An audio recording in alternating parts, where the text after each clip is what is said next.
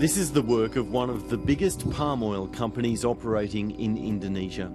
Known as Korindo, this multinational is carving a path through Indonesia's last remaining rainforests.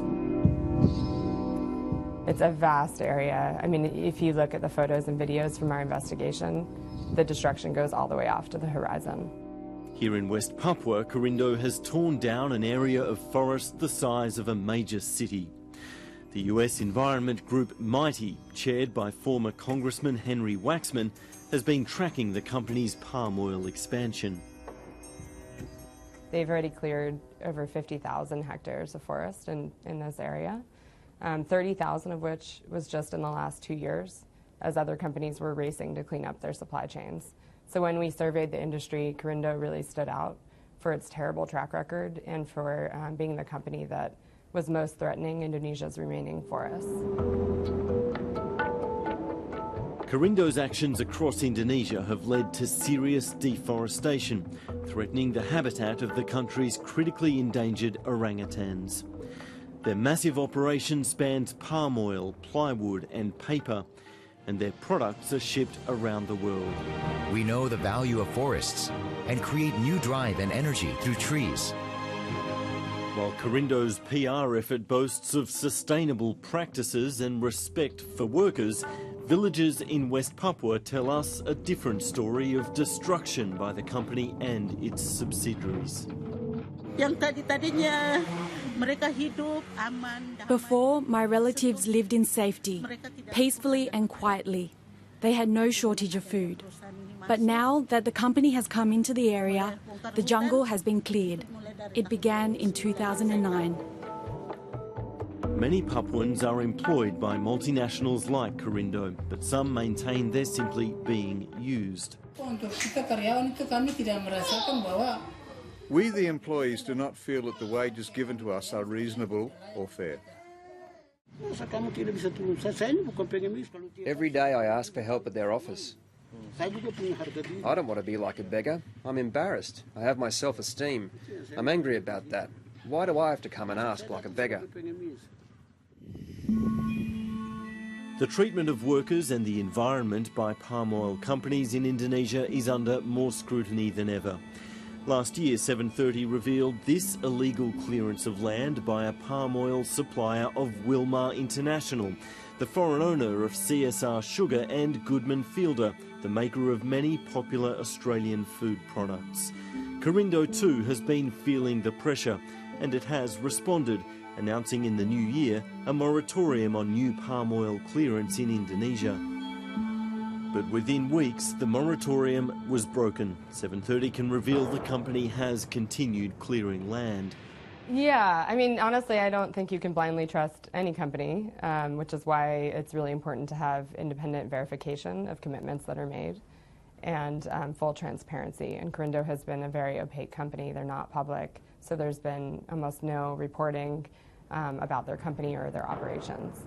Korindo is using an assessor that we deem untrustworthy, and so we're really asking Korindo to submit the assessments that are done to a quality review panel.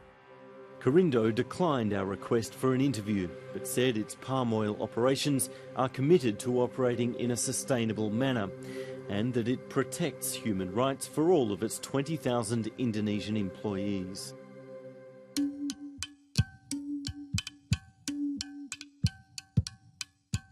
In parts of Indonesia, this is what's at stake: the critically endangered Sumatran and Bornean orangutans. In order to create cheap palm oil, you have to destroy rainforest.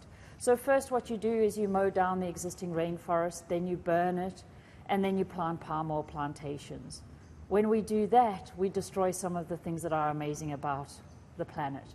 And so that is why it's so important that we look at sustainable production of palm oil.